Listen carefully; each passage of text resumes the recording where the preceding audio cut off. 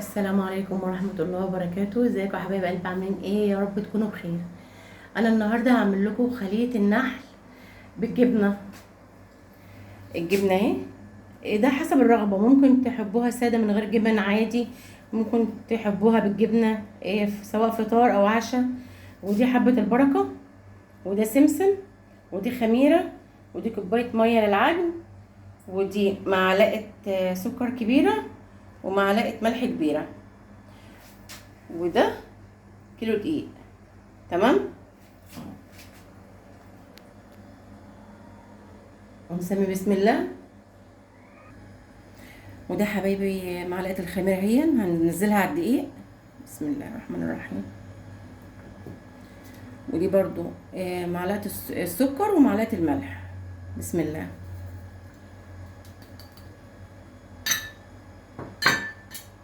وبعدين هنجيب كوبايه الميه. بسم الله الرحمن الرحيم.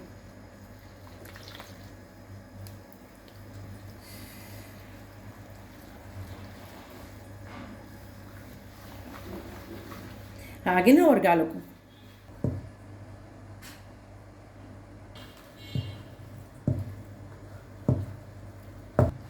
وحبايبي وانا بعجن نص كوبايه زيت في الدقيق. بسم الله. وهعجنها وارجع لكم. يا حبايبي عجنتها اهون. وبعدين هتخمر وهرجع لكم اعمل لكم احلى خلية نحل بالجبنة.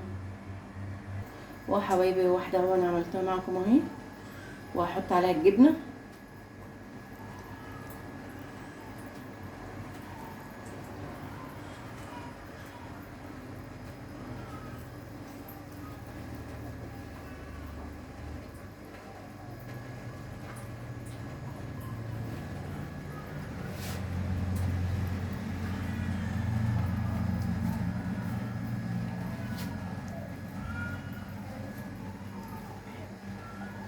اكمل الصينية وارجع لكم. ويا حبايبي قلبي خلصتها اهو. واحدة بحبة البركة وواحدة بالسمسم، وانا سايبة بينهم مسافة علشان يعني لما تفرد في الصينية تبقى شكلها حلو يعني. ودي يا حبايبي الصينية التانية اهي، بعد ما تطلع من الفرن هوريها لكم ان شاء الله. طبعا انا حاطه على واحده حبه البركه وواحده سمسم، وحشيها بالجبنه. اهو يا حبايب قلبي بعد ما خرج من الفرن اهو، حاجه كده قمر قمر قمر، والجبنه جوه الفطيره دي تحفه تحفه تحفه.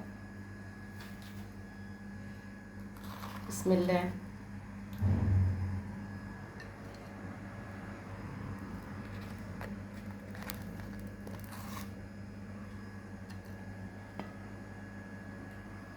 رايكم ايه؟ رايكم واحده بالسمسم وواحده بحبه البركه.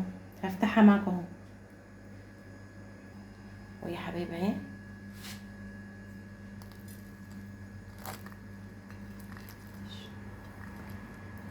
ايه رايكم بقى في اهي، بس لسه سخنه. شوفوا الجبنه، شوفوا الجبنه جوه ازاي، حاجه كده قمر قمر. شوفوا القشره ريحتها برضو تحفه تحفه تحفه، بس لسه سخنه، بس نار لما تبرد برضو.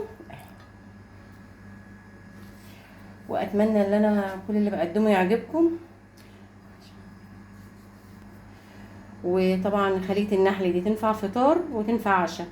واتمنى كل اللي انا بقدمه يعجبكم، وارجو بقى اشتراك في القناه وتفعيل الجرس عشان يوصلكم كل جديد من يوميات دمياطيه. مع السلامه.